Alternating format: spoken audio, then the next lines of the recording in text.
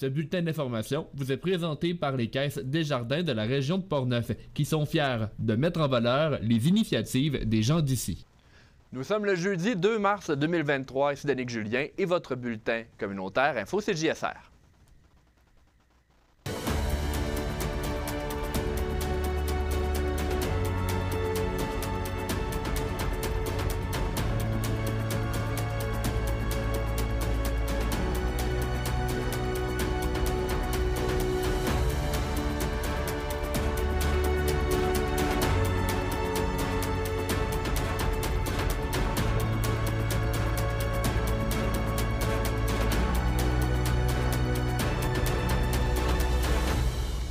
Les premières infirmières provenant de l'immigration arrivent dans Portneuf. Nous avons un reportage à ce sujet. Nous parlerons aussi du Club de l'Arche d'Art de Saint-Casimir et des conférences offertes à la population avec Daniel Dusablon. Sainte-Catherine-de-la-Jacques-Cartier investit 100 000 $ dans son service d'incendie. Nous faisons également un retour sur le festival de la banquise de Portneuf ayant eu lieu ce week-end. Et finalement, on parle de la saison extraordinaire du Metal Perro de Donnacona avec l'organisation de l'équipe. Bonne émission.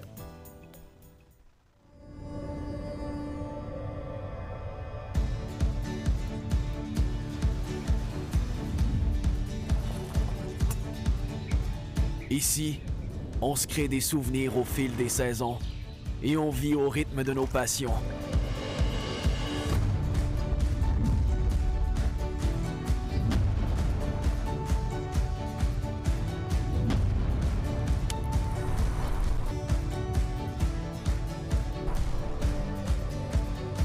Ici, quand l'aventure nous appelle, on répond.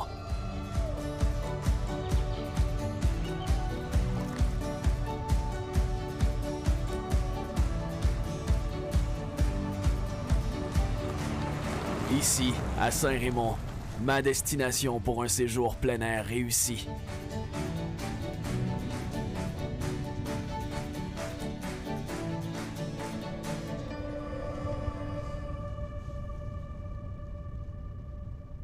Le CIUS de la capitale nationale a procédé cette semaine à une mise à jour importante concernant les 21 infirmières provenant de l'immigration, comme elles et leurs familles ont commencé à arriver dans la région.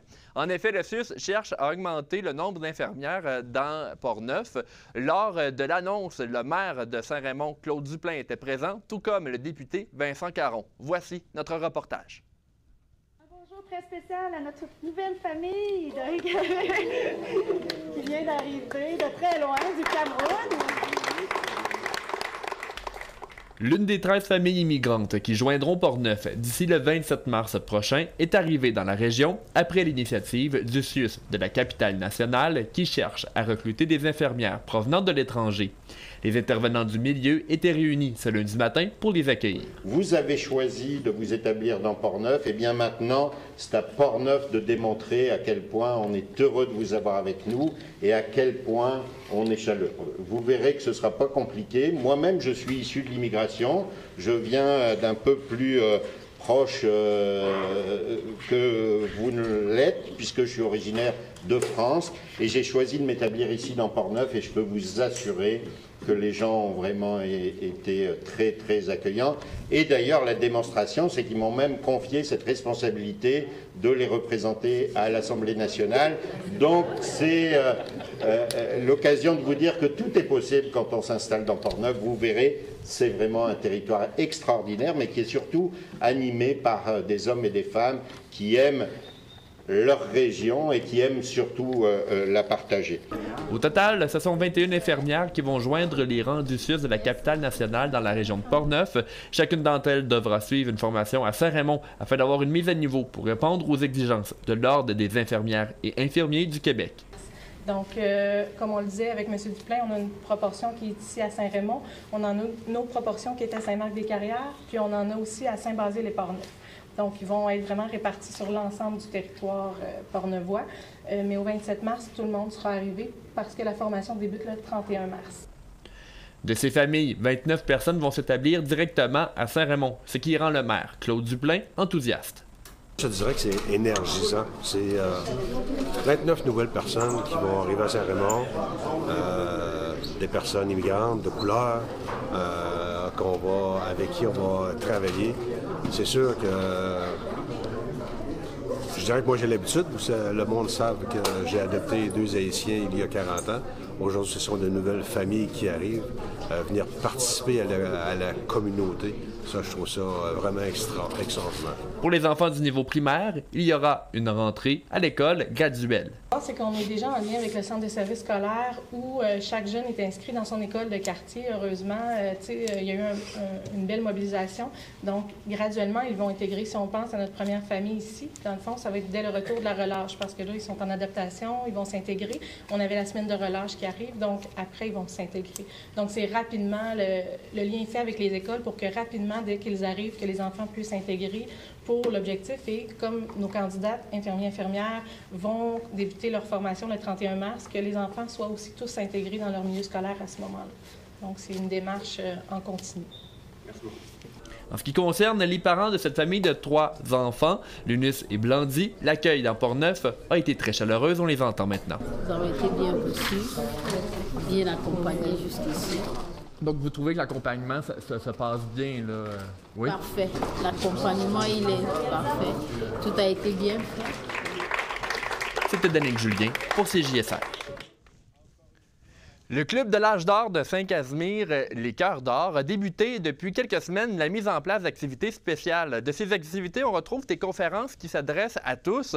Pour en parler, nous avons avec nous la responsable du dossier, Mme Danielle Dusablon, ainsi que le président Étienne Dusablon, le président du club. Bonjour à vous deux.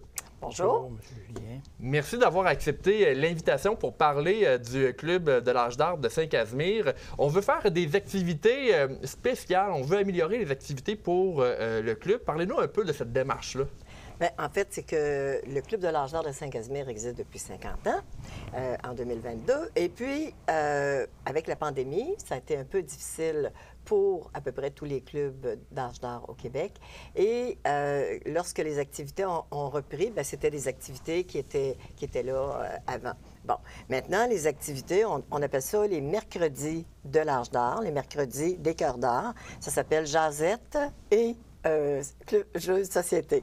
Donc, la première conférence, ça a été donné par le docteur Jeanne Boulay, oui, qui est une chiropraticienne, qui, moi j'appelle ça notre clinique de santé nature. Là.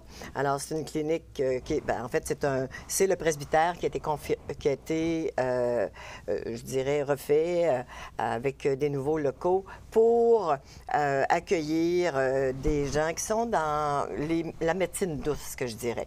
Donc, chiropraticienne, massothérapeute, orthophoniste, intervenante sportive. Aussi, il accompagne, de tout âge, les bébés jusqu'aux aînés. Et ça, c'était pour la première conférence. Vous en avez une deuxième, là, il y a quelques semaines aussi. Oui, alors on a eu notre deuxième conférence. C'était avec la pharmacienne qui est venue nous expliquer tous les nouveaux services qui sont offerts maintenant par les pharmaciens et pharmaciennes du Québec. Donc, ça, c'est intéressant parce que c'est une plus-value dans nos petites collectivités.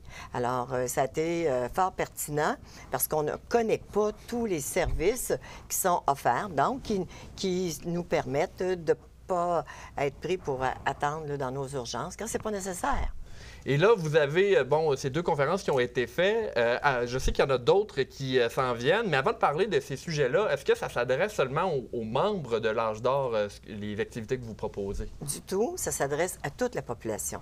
En fait, c'est qu'on veut que ce soit intergénérationnel. On veut que les jeunes mamans, les jeunes familles assistent à nos conférences et puis on prend aussi de leurs idées.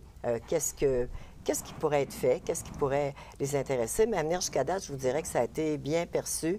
Et les gens, cette semaine, il n'y en avait pas. Fait qu'ils ont téléphoné pour savoir c'était quand les prochaines, ce qui est bon signe. Et parlons-en des prochaines. Les thématiques sont quand même très actuelles. Là, je pense qu'il y en a avec la fraude. Ça, c'est quelque chose qui arrive souvent. Là. Absolument. Alors donc, le 15 mars, ça va être la sergente Jessica Ouellette qui va venir faire une conférence sur les fraudes auprès des aînés.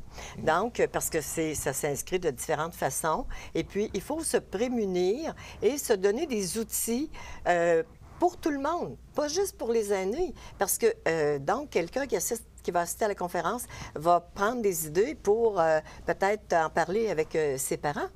Alors, je pense que c'est important parce que là, maintenant, les gens, on est sollicités de toutes sortes de façons. Et il y a beaucoup de fraudes aussi de différentes manières.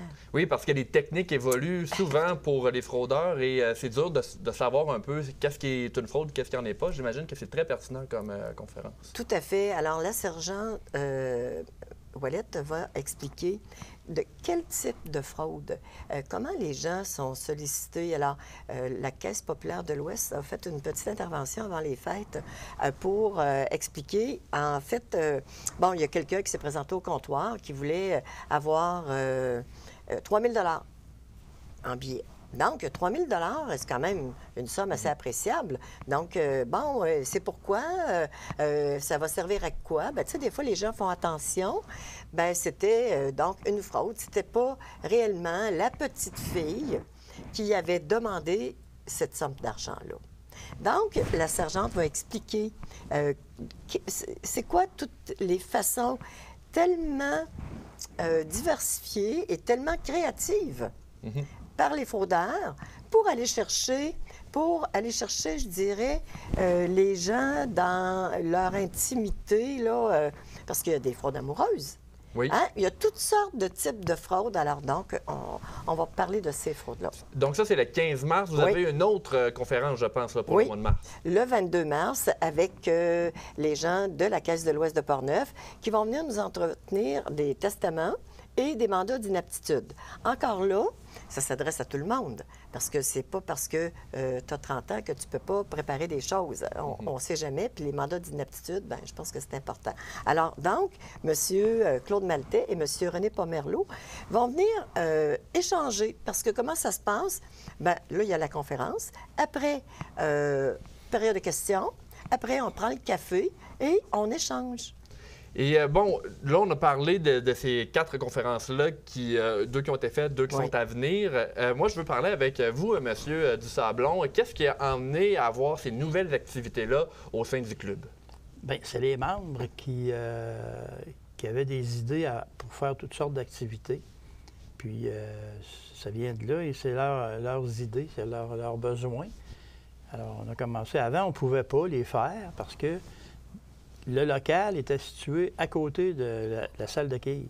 Et là, le bruit faisait en sorte que c'était pas réalisable. C'est ça. Puis là, on ne voulait pas non plus pénaliser les gens qui, ça faisait des années qu'ils venaient comme pour jouer aux cartes. Et puis, il y avait un bingo le jeudi. Alors, en ayant d'autres activités, il fallait les faire une autre journée. Puis les autres journées, il y avait des quilles. Ça fait que là, par bonheur, si on peut dire, là, la municipalité nous a demandé si on voulait céder notre local pour une garderie. Oui. Alors, on a discuté de ça, puis on a dit oui, on est prêt. Alors là, ils nous ont monté dans un autre local au premier étage. Alors là, maintenant, on n'est pas dérangé par les quilles. On peut faire un mercredi ou une autre journée, mais là, on a réservé le mercredi, finalement. Et Mme Dusablon, le niveau de participation, bon, c'est nouveau, ces activités-là, mais j'imagine qu'on espère qu'il y a de plus en plus de personnes qui viennent participer à ces mercredis-là. Bien, on espère qu'il va y avoir de plus de gens qui vont venir jaser avec nous. Oui. Parce que là, dans le fond, c'est aussi une activité sociale. Donc, on brise l'isolement et puis on apprend des choses. On aime toujours apprendre, peu importe notre âge. Donc, à ce moment-là, bien, la première activité, c'était, on a eu des jeunes, mais à la deuxième, on avait déjà plus que doublé le nombre d'invités, donc le nombre de participants. Fait qu'on en est très contents, puis on espère bien qu'il va y avoir encore davantage de personnes. En terminant, pour ceux et celles qui ne savent pas où est votre local, il est situé où exactement à Saint-Casimir? Alors, le local de l'Arche d'Or, il est situé à l'intérieur du centre communautaire, le centre paroissial, à Saint-Casimir, donc le 220 boulevard de la Montagne. Et puis, c'est là tout le temps. Fait que tout le monde est bienvenu. Daniel Dusablon, Étienne Dusablon, merci beaucoup d'avoir été des nôtres aujourd'hui pour parler du Club de l'Âge d'Or de Saint-Casimir. Merci. Merci bien. Et nous, au retour, nous allons parler du relais pour la vie dans Portneuf. Évidemment, c'est le 10 juin 2023 cette année. Restez des nôtres. Hey, j'ai trouvé ça à SAQ. Cidre de pomme fait par des bleuets. Ça, c'est Keb, là. Mettez du Québec dans vos choix en repérant les produits fièrement cultivés ici, d'origine Québec. SAQ, le goût de partager.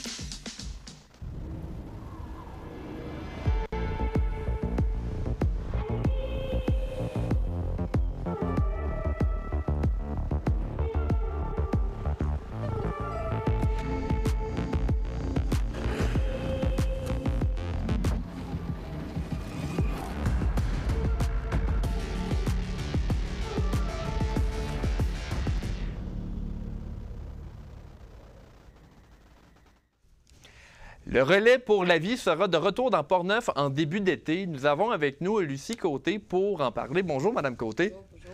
Bon, le relais pour la vie, c'est la 14e édition qu'on a dans Portneuf. Évidemment, il y a eu la COVID-19 qui a fait que ça a retardé un petit peu là, les éditions au travers des années. Mais parlez-nous de ce relais pour la vie-là. En quoi ça consiste?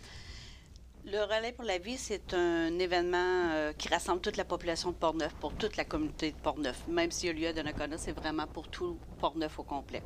Ça rassemble des gens qui sont touchés par le cancer, peu importe de la façon, des proches aidants, les personnes malades, les personnes qui ont été malades, les personnes qui ont perdu des gens dans leur famille. Fait que c'est vraiment pour toucher tout le monde, de tous les types de cancers. C'est pour la Société canadienne du cancer qui touche tous les types de maladies. On parle de 100 maladies différentes, 100 types de cancers. Alors, c'est vraiment ouvert à toute la population. Autant qu'en tant que participant, on peut participer au relais, faire des collectes de fonds, mais on peut venir aussi en tant que visiteur. Et là, quand on dit participer au relais pour la vie, en quoi ça consiste? Les participants, en quoi ils s'engagent lorsqu'ils disent « je participe cette année ». OK. Alors, il y a plusieurs façons de participer. On peut participer de façon individuelle. Moi, personnellement, j'ai décidé de m'inscrire au Relais pour la vie. Je vais m'inscrire sur le site de la Société canadienne du cancer, cancer.ca, Relais pour la vie. Je cherche le Relais Portneuf et je vais m'inscrire individuellement. Lorsqu'on s'inscrit individuellement ou comme participant d'une équipe, soit qu'on décide de faire un don minimum au moment où on se parle, c'est de 40 $, ou bien on s'engage de faire une collecte de fonds de 150 $ et plus. Si on fait une collecte de fonds de 150 $, on n'a pas à faire de don minimum.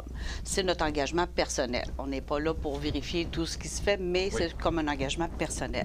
À partir de là, on vient seul, on vient en équipe, on se crée une équipe et tous les participants s'ajoutent à des équipes, peu importe le nombre, ça peut être une équipe de 3 personnes, 4 personnes, 15 personnes, c'est comme on veut. Alors, c'est libre à chacun de s'inscrire comme il veut. On peut s'inscrire aussi en tant que participant d'espoir. Participant d'espoir, c'est si on a vécu nous-mêmes la maladie, que ce soit là 20 ans, 10 ans, qu'on est dedans présentement durant cette période-là, on s'inscrit comme participant d'espoir. Fait que ça fait un rassemblement de beaucoup de personnes le soir du 10 juin, animé par 3 cérémonies importantes. Il y a la cérémonie qu'on appelle, la première, c'est le défilé de l'espoir. Alors, c'est nos gens qui sont atteints ou qui ont été atteints du cancer qui font le premier tour de piste. Comme 7 heures, on ouvre officiellement le relais pour la vie. Ensuite, on a la cérémonie des luminaires. Cérémonie des luminaires, on rend hommage aux personnes disparues ou bien aux personnes qui ont été touchées. On allume une série de luminaires achetés par les gens qui font le tour de la piste. Et au son des cornemuses, c'est un moment très émouvant, mais très beau, parce que le relais pour la vie cette année, c'est vivez l'action, vivez l'émotion. Ça, c'est la thématique. C'est la thématique cette année. Et puis, c'est vraiment toujours très émouvant, parce que quand on fait le premier tour de piste avec les participants d'espoir, bien là, on célèbre la vie, hein, parce que c'est important, parce qu'il y a quand même beaucoup de gens qui survivent au cancer. Donc, c'est important de célébrer la vie. Mais il faut toucher à toutes les touches de tout ce que les gens vivent à travers cette maladie-là. Fait qu'on vit des beaux moments, on s'est animé, il y a des artistes locaux. Fait que c'est vraiment, on touche à plein de points toute la soirée. Madame Côté, je veux parler aussi de la COVID-19 parce que, comme dans beaucoup d'organisations, elle a eu des impacts, et si bien qu'on le sait, par le passé, le relais pour la vie, c'était sur la nuit entière. On a fait des changements à ce niveau-là aussi. Oui. Alors, dans le fond, on a vécu 2 années de relais pour la vie virtuel. Oui. L'an dernier, c'était notre premier retour en présentiel. Et au lieu d'un relais de 12 heures, de 7 heures à 19 heures, à 7 heures le matin, oui. On a parlé de 19 heures à minuit. Après cet événement-là, suite aux recommandations de la Société canadienne du cancer, après cet événement-là, il y a eu des sondages faits au niveau national et c'est ce que les gens préfèrent. Le fait de raccourcir l'événement, certains quand même, ils ont un petit bout de nuit qui leur manque parce qu'on sait que la nuit, c'est plus tranquille, les gens marchaient, c'était plus un moment de recueillement, mais en même temps, c'était plus difficile pour les gens là, de passer la nuit. Fait que là, ça ouvre à plus de personnes qui ont le goût de participer, qui étaient inquiets de dire « Ah non, moi, je ne peux pas passer la nuit ». Fait que là, ça ouvre à tout le monde. Nous, on va devoir s'adapter cette année, parce que l'année passée, on a comme animé beaucoup la soirée. Puis les gens, bien, il y a des gens qui nous ont dit, bien, il nous a manqué un bout de recueillement. Fait qu'après la cérémonie des luminaires, on va se mettre plus dans le silence, musique d'ambiance, de fond, tranquille, où ce que les gens marchent, on entend les rires dans les équipes, parce que les équipes sont toutes campées, ils s'installent pour la soirée avec chauffe-terrasse, avec on mange sur place, ça fait vraiment un pique-nique. C'est un très beau rassemblement. Fait que c'est très... Fait que c'est sûr que la pandémie a changé les choses, mais les gens, il y en a que c'est ça qu'ils voulaient depuis un bout parce qu'ils trouvaient ça dur de vivre toute la nuit. Fait que là, maintenant, ça se termine à minuit. Et parlez-nous de la période d'inscription. Jusqu'à quand on peut s'inscrire? Parce que là, on est dedans. Là, on est dedans. Alors, dans le fond, depuis le 13 février, le site est ouvert sur la société cancer.ca Relais pour la vie. Fait qu'on peut s'inscrire dès maintenant. On peut s'inscrire jusqu'au 10 juin. On peut arriver la dernière journée, s'inscrire. On s'inscrit sur l'application et on participe. Il n'y a pas de délai minimum ou maximum pour s'inscrire. On peut y aller maintenant. On a déjà 12 équipes d'inscrits. On a 3 que je sais qui m'ont confirmé qu'ils vont se réinscrire et on attend les équipes et les participants en grand nombre. Oui, on sait que c'est aussi très dynamique. Là. Il y a certaines équipes qui ont déjà commencé. Même si JSR, on s'est fait approcher par une d'entre elles. Il y a quand même des équipes qui sont récurrentes là, à chaque année. Oui, on a des équipes qui sont là depuis le début quand même. Puis il y a des équipes nouvelles parce que souvent, on va voir une nouvelle équipe apparaître, une équipe au niveau du travail, une équipe familiale parce qu'ils vivent un événement dans l'année. Soit le décès d'une personne, une personne qui vient d'avoir un diagnostic de cancer. Et là, les nouvelles équipes apparaissent. Et souvent, ces gens-là sont très crinqués. Ils font plein de collectes de fonds. On a des équipes qui ont ramassé 30 000 dans le passé. C'est beaucoup de sous. Mais c'est pas ça l'objectif. C'est pour faire peur au monde. Il n'y a pas de faux dons. Il n'y a pas de faux... Fait qu'une équipe qui arrive avec 1 000 $, c'est beau. On est content. Chacun fait du mieux qu'il peut. Puis chaque sou est important. Et combien ont été récoltés jusqu'à présent de dollars là, pour le Relais pour la vie dans Portneuf? 1,5 million. Un peu plus de 1,5 million depuis le début. Fait que c'est quand même beaucoup de sous quand même qui ont été amassés. Puis là-dessus, on a eu 2 plus petites années à cause de la COVID. Puis le Relais a évolué beaucoup avec le temps. Au début, on avait plus d'équipes, moins de sous. Maintenant, moins d'équipes, mais beaucoup plus de sous parce que les gens sont mobilisés, ils travaillent d'une façon différente, beaucoup de campagnes de financement dans leur municipalité. On parle de quand même 4 300 participants depuis le début du Relais pour la vie Portneuf. On a eu plus de 1 200 participants d'espoir au fil des années. Fait que c'est quand même un gros événement. Puis dans des années où il fait beau, l'année passée, c'était un petit peu plus tranquille, moins d'équipes, moins de participants parce que c'était notre première année après pandémie. Mais cette année, on attend un petit recrue puis on espère avoir encore plus d'équipes, plus de participants et beaucoup de visiteurs. Et en terminant, vous savez, ça se passe à Donnacona, mais vous l'avez dit en début d'entrevue, on veut que toute Portneuf se mobilise. Oui, c'est vraiment communautaire. Au fil des années, on a même eu des années où on a ouvert le premier tour de piste avec tous les maires et mairesses du comté. Ils étaient presque tous là, les députés. C'est vraiment un événement régional. C'est vraiment Portneuf au complet, puis on a des équipes de partout dans le comté. Madame Côté, je vous remercie d'avoir été des nôtres pour parler du Relais pour la vie aujourd'hui. Évidemment, bon, on incite les gens là, à s'inscrire. Oui. Merci beaucoup. Merci à vous. Bonne soirée. On poursuit maintenant dans les nouvelles à CJSR, dans Info CJSR, parce que l'organisme Culture et Capitale Nationale de Chaudière-Appalaches, qui vise à soutenir le monde culturel dans la région, a présenté cette semaine un plan d'action pour aider le milieu à la relance de la pandémie. Parmi les actions nécessaires qui ont été relevées lors de concertations, on a retrouvé quelques points suivants. Les voici. Entretenir les liens étroits avec les associations, les gouvernements et les comités sectoriels. Faire comprendre l'importance du soutien économique dans le contexte d'augmentation du coût de la vie. Aussi développer des actions pour favoriser l'adhésion du public. J'en passe également. Pour l'organisme Culture Capitale Nationale et Chaudière-Appalaches, le plan est primordial afin de retrouver les publics, améliorer les conditions de vie des artistes, mais aussi améliorer les conditions de pratique des organisations et positionner le secteur culturel comme moteur de relance économique régionale. Plusieurs activités ont eu lieu dans Portneuf ce week-end. Il y avait avait notamment la journée de pêche blanche au lac Simon de Saint-Léonard de Portneuf, la compétition de traîneau à chien également à Pont-Rouge et évidemment le festival de la banquise. Aubert Tremblay s'est rendu sur place et a filmé la course de canot à glace. Vous allez pouvoir voir les images là à l'instant. Selon Jeanne Couture, la directrice générale d'Artefacts urbains, une entreprise basée à Saint-Casimir qui s'occupe notamment de la mise en place de l'événement, c'est environ 2500 personnes qui se sont déplacées pour le festival de la banquise entre vendredi et dimanche pour assister à cet événement, mais également aux courses de canot à glace. Madame Couture nous a d'ailleurs confirmé que le festival va être de retour en 2024 avec évidemment quelques modifications. L'organisation souhaiterait ajouter davantage de places dans le chapiteau chauffé avec encore plus d'activités pour le public, comme une veillée de danse traditionnelle le vendredi soir dans le cadre du lancement du festival. Niveau classement maintenant, on va regarder les équipes qui ont terminé première dans chacune des 4 catégories. Pour la catégorie femmes, c'est l'équipe Dynamitage première classe qui a terminé première avec un temps d'1 heure 18 minutes 9 secondes. Dans la catégorie élite mixte, l'équipe Québec Destination Affaires a fait un temps de 1 heure 7 minutes et 50 secondes. En ce qui concerne la catégorie élite ouverte, c'est l'équipe du Château Frontenac et du Soleil qui a fait le meilleur temps avec 49 minutes et 15 secondes, ce qui évidemment était le meilleur temps de l'ensemble de la compétition. Et finalement, dans la catégorie sport, c'est l'équipe Tous dans le même bateau qui représente le groupe Océan, mais aussi le port de Québec, qui a terminé la course avec un temps d'1 heure 17 minutes et 46 secondes. Dans les prochains mois, on parle maintenant culturel, il va y avoir 2 spectacles au Moulin Marcoux de Pont-Rouge. Premièrement, le 10 mars prochain, il y aura un spectacle de musique. C'est le chanteur Guillaume Laroche, originaire de Rouyn-Noranda, vous le voyez à l'écran, qui sera sur scène.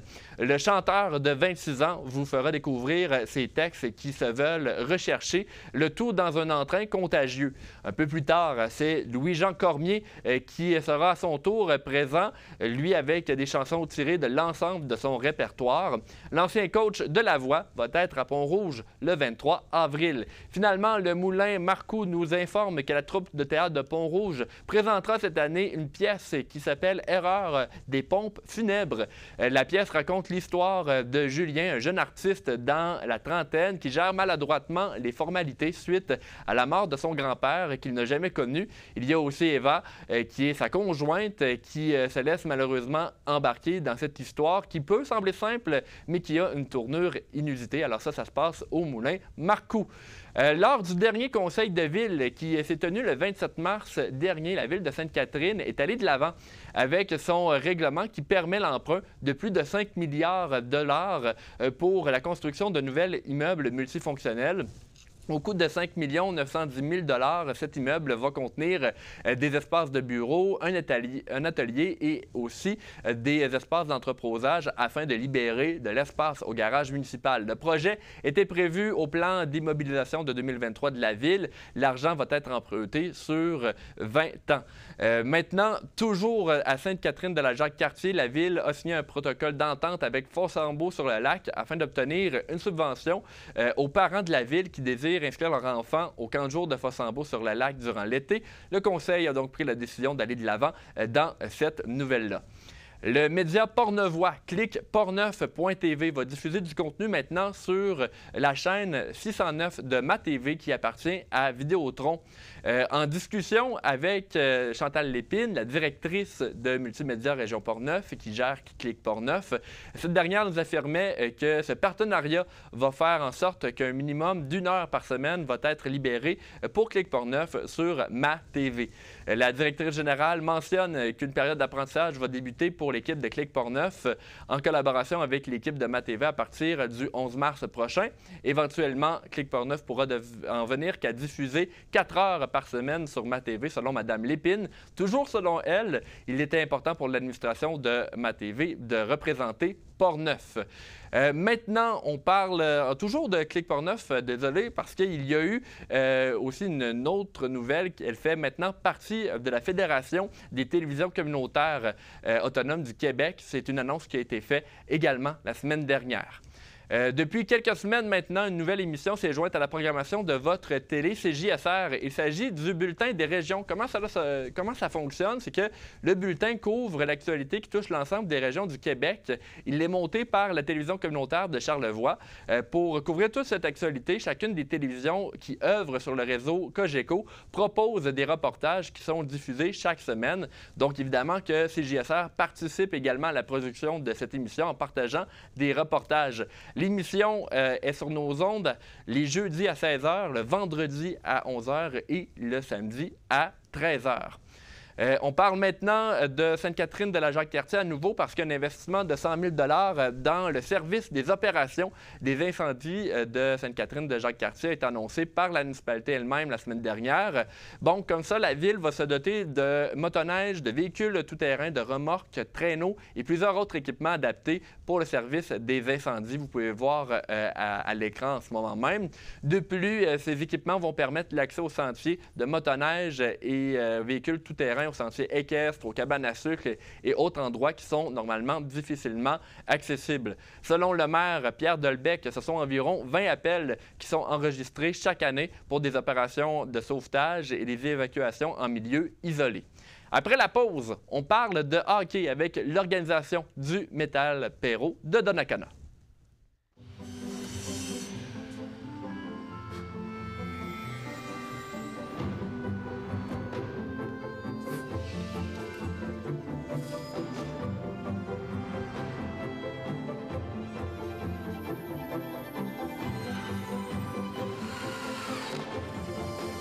Incontournable, indispensable, inestimable.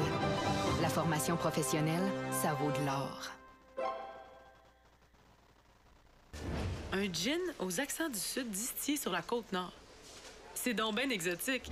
Mettez du Québec dans vos choix en repérant les produits fièrement distillés et préparés au Québec. SAQ, le goût de partager. Travaillerais-tu plus pour elle? Ou pour elle? Deviens éducatrice ou éducateur de la petite enfance. Et découvre un métier qui fait grandir.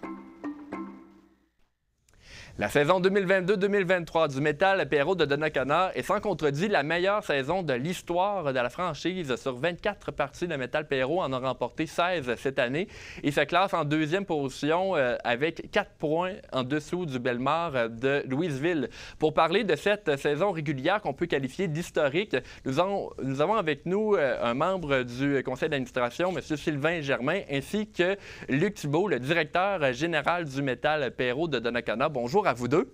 Bonjour. Bonjour. Merci d'être avec nous et je veux commencer pour parler de cette saison 2022-2023. Bon, c'est phénoménal. Est-ce qu'on s'attendait à avoir une saison comme ça, M. Thibault?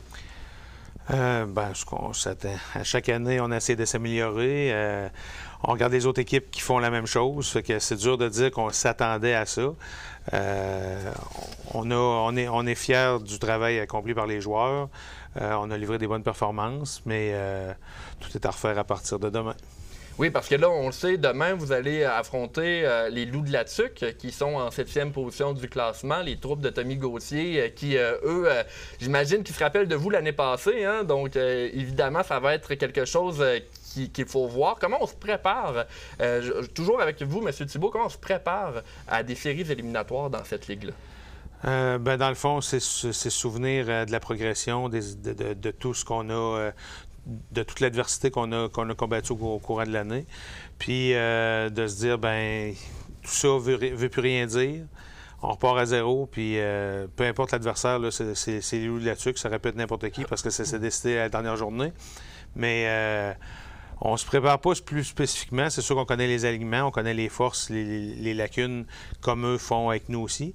Mais on prend ça match par match. Les joueurs prennent ça présence par présence, période par période. Puis c'est comme ça qu'on se lance dans les séries éliminatoires. Donc, on ne veut pas s'asseoir sur nos acquis. Monsieur Germain, est-ce que on a vu la perception des partisans cette saison-là? Comment s'est passée la perception des partisans là, avec le Métal Perrault? Bien, en fait, comme le directeur général le disait tout à l'heure, c'est la meilleure saison de la concession à Donnacona de l'équipe de hockey senior. On est quand même très fiers de ça. C'est un objectif qu'on avait comme conseil d'administration d'amener le niveau hockey à un niveau supérieur, d'avoir une qualité. Et les gens nous suivent. On a eu des bonnes foules pendant toute la saison. Des petits creux de vagues, certaines périodes dues à des températures à l'extérieur. On a eu des fins de semaine, entre autres, où il faisait du moins 35, moins 40. Donc, c'était moins évident de se déplacer pour venir à l'intérieur d'un aréna. On comprend ça. Mais on sent une fébrilité, on sent l'engouement. On pense que demain soir, l'aréna devrait être assez remplie. Puis je vous dirais qu'on lance un petit défi à tous nos partisans parce que veut pas, le Métal Perrault de Donnacona, c'est la seule équipe senior de hockey dans la MRC de Portneuf. Donc, on invite tous nos partisans à peut-être inviter quelqu'un qui ça fait peut-être longtemps qui est venu regarder un match de hockey senior. Le niveau a énormément changé au fil des années, très rapide, du beau hockey, du hockey encore physique de temps à autre. Et je vous dirais qu'on invite tout le monde à justement peut-être lancer le défi d'amener quelqu'un que ça fait longtemps qu'il nous a vus, puis on remplit l'aréna demain. Oui, il faut le dire que le hockey en série, c'est toujours très fébrile. Là, on le sait. Là, il y a une bonne rivalité déjà entre Donnacona et la TUC. Vous avez parlé de la Ligue. Bon, c'est un style qui est quand même assez physique. Est-ce que parfois, on peut dire que le style est trop physique même? On le sait, il y a eu quelques petites accroches là, durant la saison. Oui, je vous dirais qu'au fil des années, et Luc est là depuis nombreuses années, là, puis on regarde, là, tu sais, souvent, il y a des gens qui font faire le réflexe, c'est bon, le hockey senior, il y a énormément de combats, tout ça. Oui, il y en a encore, je veux pas, ça fait partie du hockey senior, mais il y en a beaucoup moins qu'il y en avait auparavant. La qualité du hockey s'est grandement améliorée, comme on le disait, mais le but n'est pas d'enlever complètement cette animosité-là. C'est un peu une des raisons des clubs de hockey senior qui sont là aussi, sans que ça soit la raison majeure, puis c'était un peu un de nos objectifs d'entrée de jeu.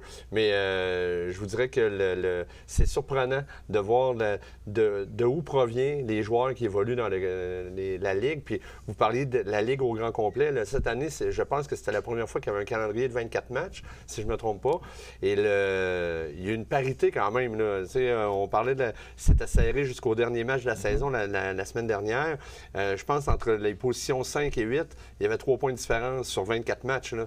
Donc, ça montre quand même une belle parité entre les équipes. Et nous, qui sommes l'équipe la plus à l'est de toute la Ligue, bien, on tire bien notre épingle du jeu là, cette saison. On est très fiers de notre organisation, notre équipe d'entraîneurs, le travail qui est fait par les joueurs. Évidemment, on ne peut que saluer les bénévoles qui permettent de faire en sorte qu'on ait une belle réussite également comme ça. On remarque également là, que vous êtes fébrile. On espère que ça va être comme ça aussi pour le public. Mais je veux aussi parler de l'ambiance dans la chambre des joueurs avec vous, M. Thibault. Est-ce que les joueurs sont prêts là, pour ce défi-là? Parce que j'imagine on va aller chercher le trophée. Bien, c'est sûr que c'est des joueurs qui sont travailleurs, qui sont étudiants. Tu joues une saison de 24 matchs pour ces moments-là, pour les séries éliminatoires, parce que, comme on dit dans le jargon du hockey, c'est la vraie saison. C'est là que ça compte. Fait que le 24 matchs, comme je disais tantôt, on l'efface, on repart en 9. Puis je pense que tout le monde va être prêt demain soir quand la rondelle va tomber sur la glace. Et là, on a parlé rapidement de la rivalité tantôt entre le Métal Perrault et les Loups de la TUC. Comment est-ce que les Loups de la TUC nous font peur? Comment on appréhende cette équipe-là? Les Loups de la TUC, c'est un club qui ont modifié beaucoup leur alignement cette année. Ils ont eu un début de saison un peu plus difficile parce que c'est le temps de recréer une chimie entre les joueurs et tout. Mais c'est un club qui ont quand même... le gardien qui fait les entraînements avec le Canadien de Montréal, c'est lui qui est gardien là-bas. C'est une équipe avec un vétéran comme Jonathan Bellemare qui a des records dans la Ligue nord-américaine de marqueurs. C'est une équipe qui est complète. Puis, comme je vous disais, la saison ne veut plus rien dire. Oui, on les a battus 3 fois dans la saison. L'an passé, c'est eux qui nous ont battus en première ronde de série.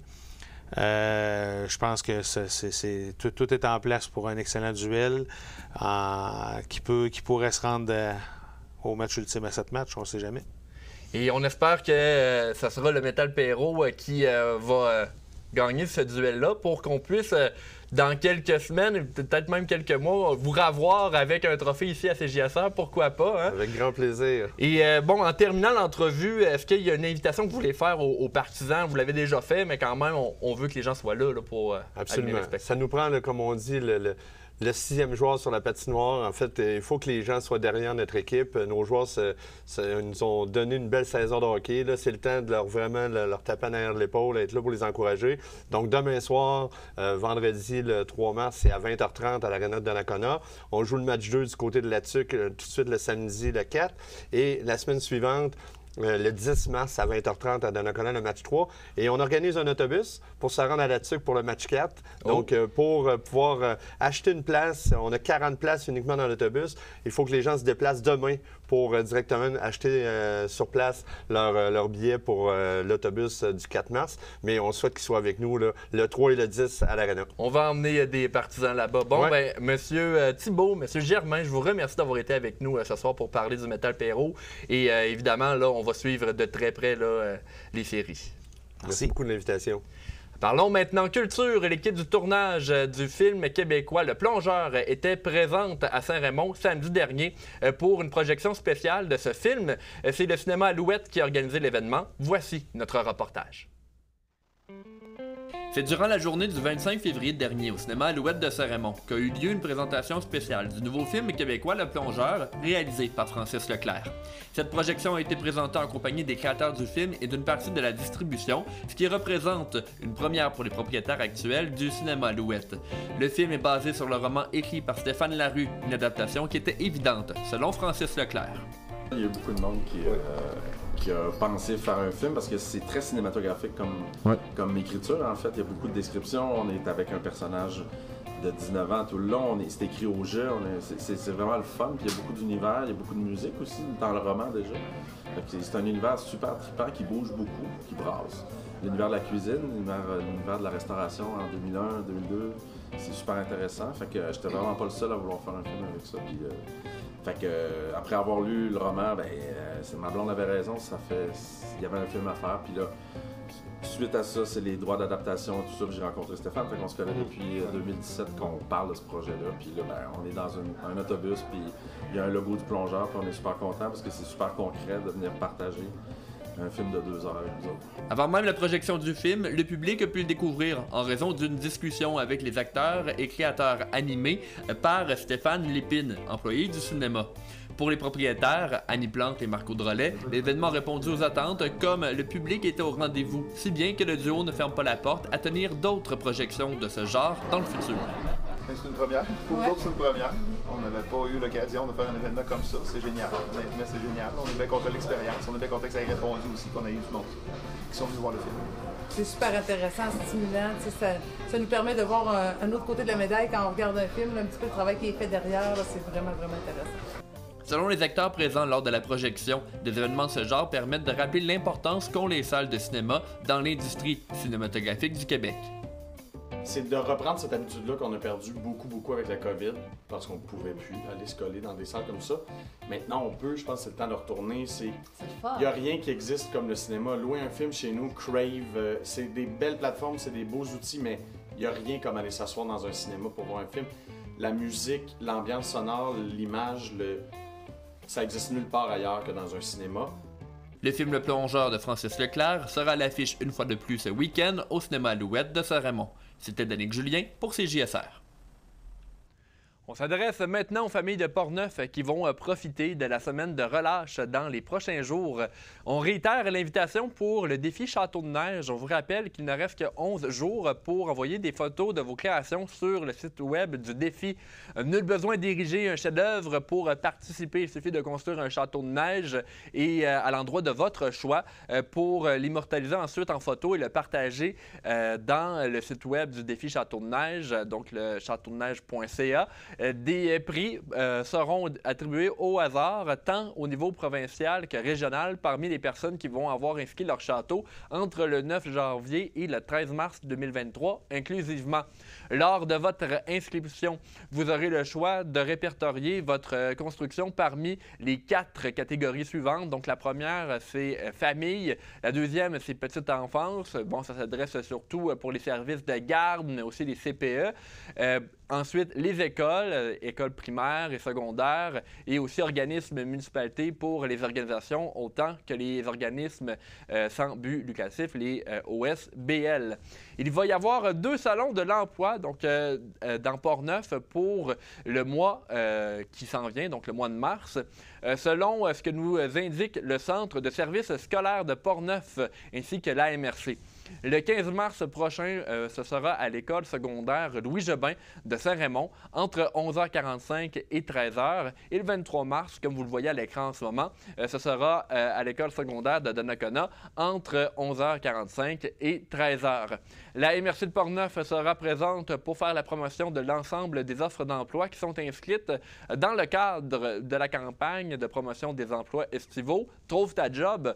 La semaine dernière, c'est 87 emplois pour 311 inscriptions, là, pour 311 postes, pardon, qui ont été inscrits.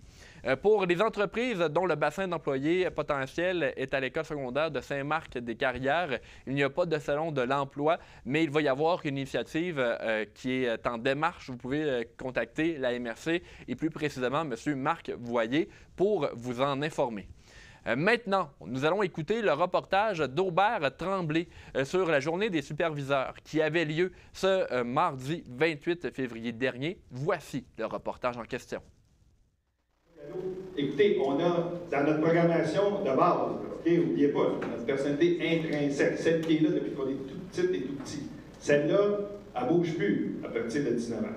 Mais notre comportement, lui, il change constamment en fonction du contexte et de l'environnement. Et c'est ça que je vais vous partager aujourd'hui. Notre premier conférencier ce matin, c'était M.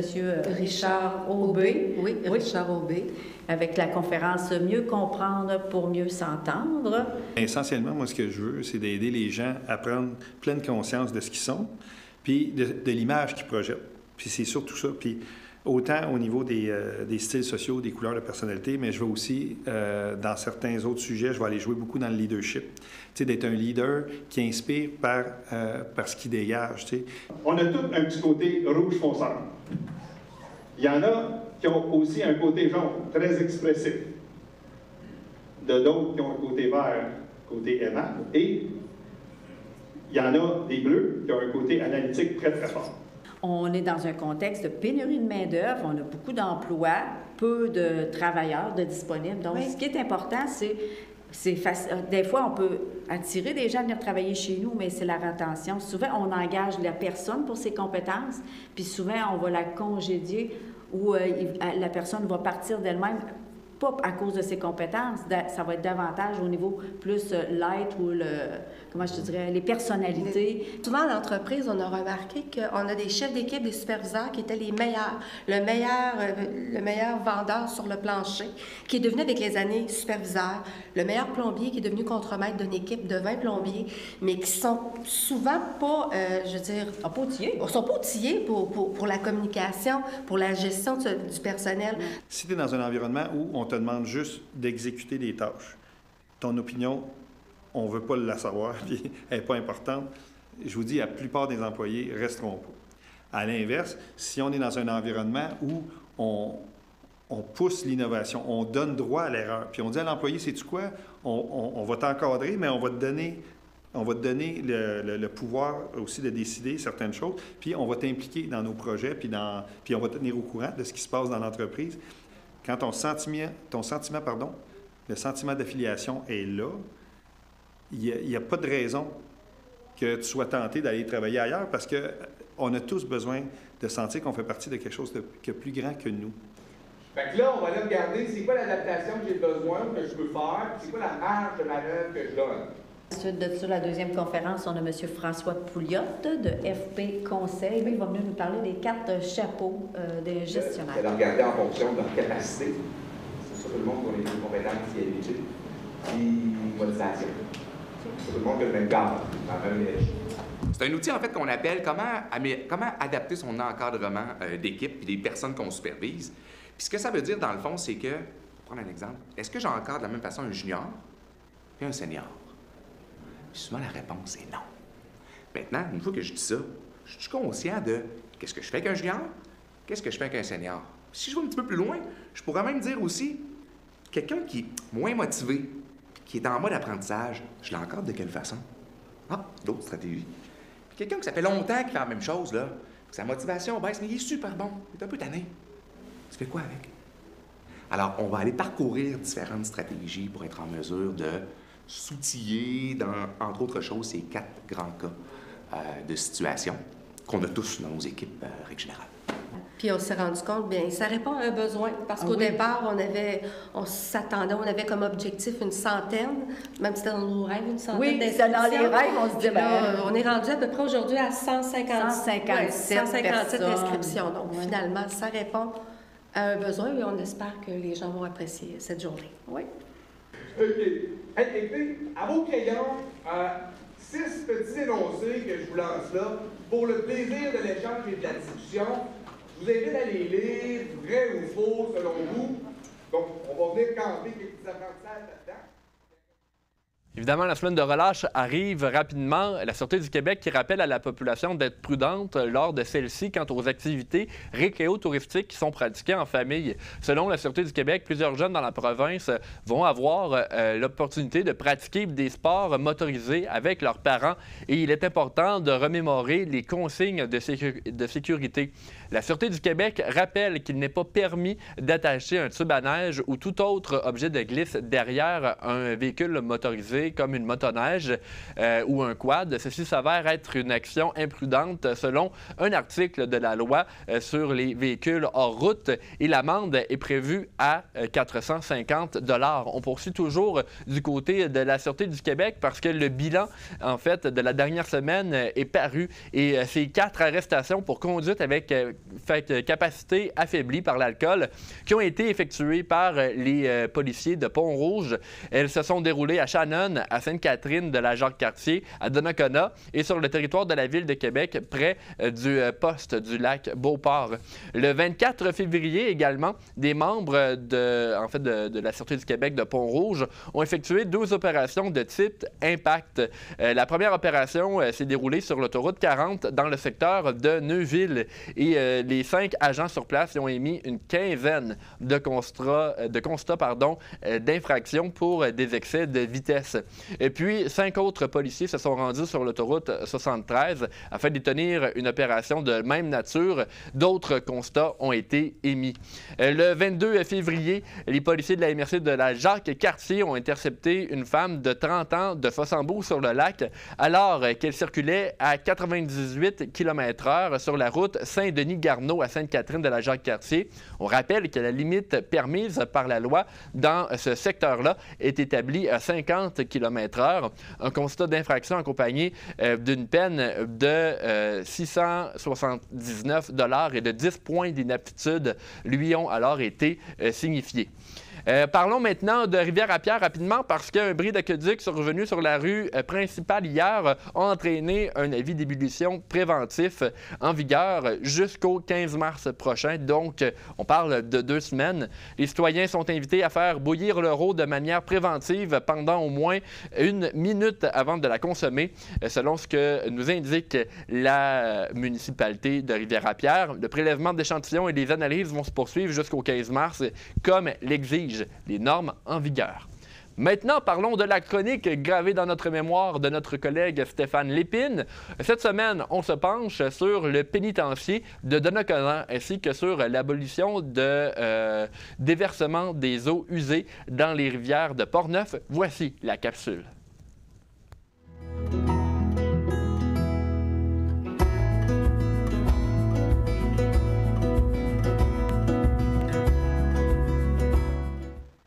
Alors, on y va maintenant que le 2 mars. Il y a quand même une activité importante qu'on n'aura pas dimanche parce qu'en 81, moi, je n'étais pas CGSR. Même moi, je n'étais pas CGSR.